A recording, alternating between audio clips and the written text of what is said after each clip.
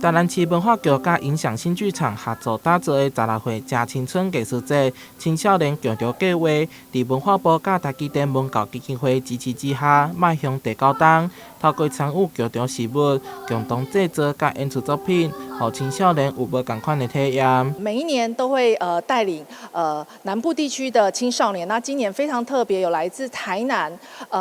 南投还有嘉义、高雄的青少年一起聚在台南文化中心，一起来就这个主题，然后一起来创意，然后来发想，一起来登大人。每年都谢谢影响心，带着青少年从剧本的编写、排练，一路成长到最后的戏剧的呈现。我想这是全台湾最独有的一个陈列的一个呈现方式，也欢迎大家一起来看看这些青少年的成长故事，一起来见证他们成长的一个戏剧的演出。文化局表示，活动举办到今，已经培育出将近400名的艺术人才。这条培训计划加强青少年的艺文认识力，指出以伫 tour 作为演出主题，让这届青少年为当中感受到艺术的滋养。tour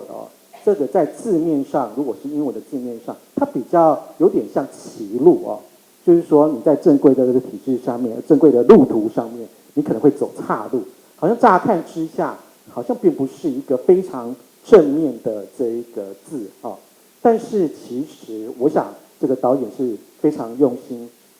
将 detour 这样的一个意象结合到这一次的青春艺术节。艺术节将伫咧7月22号顶场有歌舞比赛、青春奇迹等一系列精彩活动。青少年共同计划 detour 将伫咧8月11到13号伫台南文化中心进行售票演出。